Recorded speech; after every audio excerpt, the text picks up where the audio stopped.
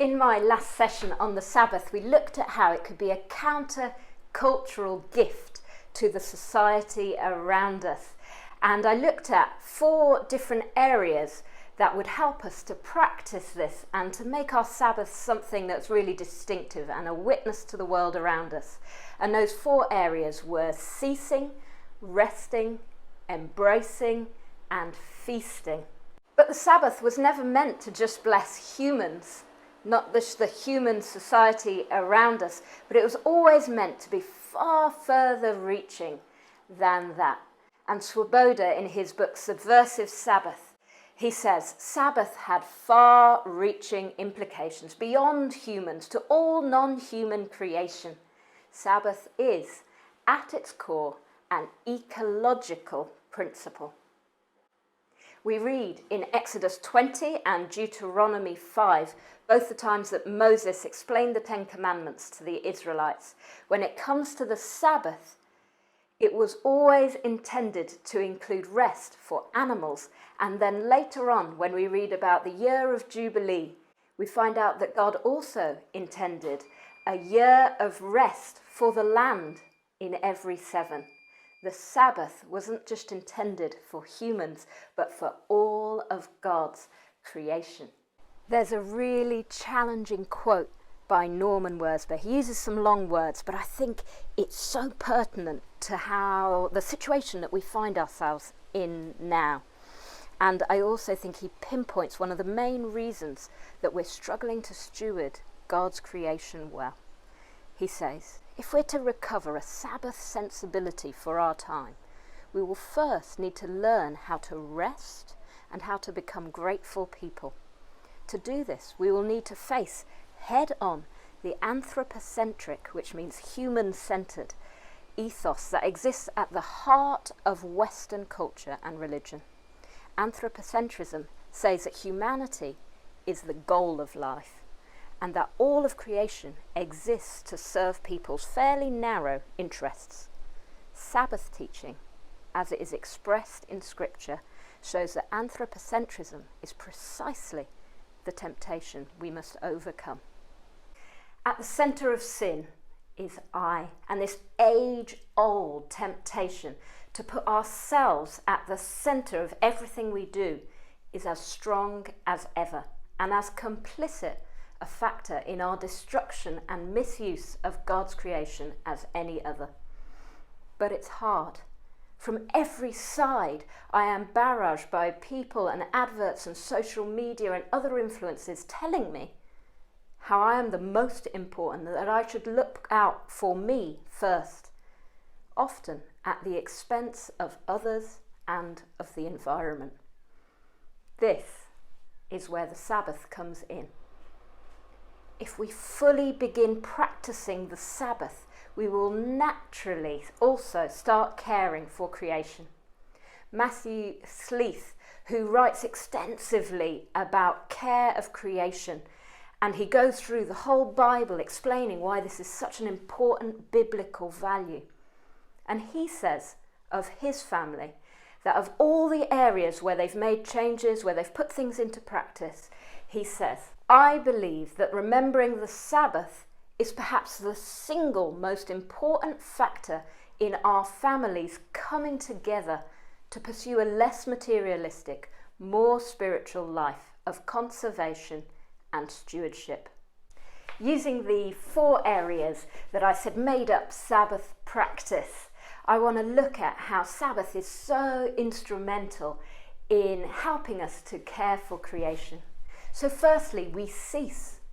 We stop our activity, our striving, and by stopping regularly in this way, we remind ourselves that it is in God we trust, and not ourselves and our own activity, and that He can do so much more than we can, and that His ways are so much better than the things that we think up. Our activism is great when it comes to creation care, but we need to regularly stop and be recentered in God. But on a very practical level, if we cease buying, travelling, working, striving in so many different ways, one day every week, our consumption of the world's resources will immediately be curbed by 1/7 in those areas, helping us to care for the resources we have and steward them better. The second area of Sabbath is resting. So we cease, but then we actively engage in restful things instead. And we'll look at what kind of things that might be in a future session. But for caring for creation, it calls us to realize that the commandment was never intended just for us. We're called to allow the land and the creatures to rest also. Brugman says, according to Deuteronomy 5 verse 14, on the Sabbath day, working animals, slaves and immigrants, those without assured rights, are all as you. That is, all entitled to rest. The Sabbath is a day of social equalization for those who on all other days are quite unequal. In Sutton, we're often quite disconnected from the land that we depend on. And so this can be quite difficult to figure out, how do we put this into practice? But if we start simply thinking about in what areas are we polluting and wrecking the world, and what are the kinds of things that we consume and perhaps overconsume, if we rest from those things on this day, we will literally be helping to give the earth a breather.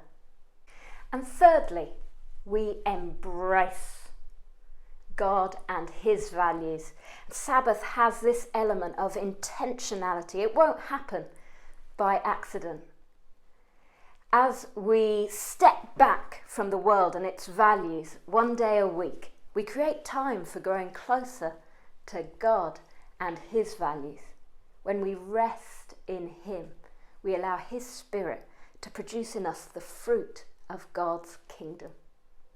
The Sabbath isn't just about our physical replenishment, but it's also about our spiritual reorientation and renewal that puts God back at the centre and allows him undisputed time to show us his love for us and for the whole of creation.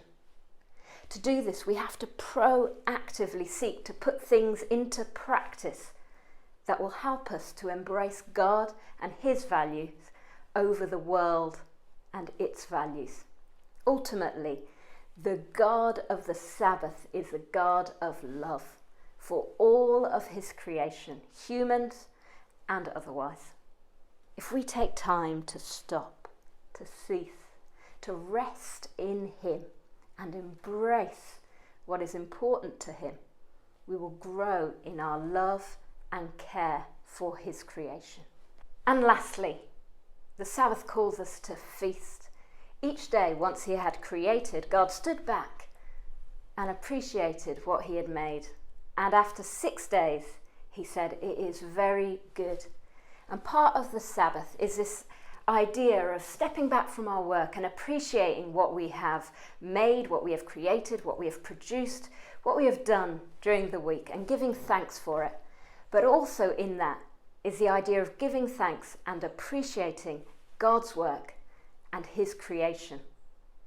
And so Sabbath practices are needed in order to slow down and allow ourselves to feast on God as he reveals himself through creation. Sabbath calls us to stop seeing creation through the eyes of consumerism and its usefulness to us, and instead to simply feast on its beauty. And so as we think about creation care, let's not ignore this gift that God has given us and the whole of creation in the Sabbath. That as we cease, we stop consuming and destroying his creation. That as we rest, we also allow his animals and his land to rest. And as we embrace him and his values, we gain his perspective on creation and not the one that the world has given us. And as we feast, we come to appreciate and give thanks for God and his creation for what it is, his wonderful creation, not just something to be exploited and consumed. And so we care for it as we would care for anything that we love and value. I'll leave you with another quote from Wordsworth. Sabbath rhythms are vital to the maintenance of all life. Humans are the unique species in that we have presumed to step outside of these created rhythms by working or shopping around the clock so that we can exalt ourselves for the sake of our own health and the health of the creation. We need to implement creative ways to recover these rhythms. And that's what we'll begin looking at next week. Practical, creative ways that we can begin to put this into practice, these rhythms that we have lost as a society.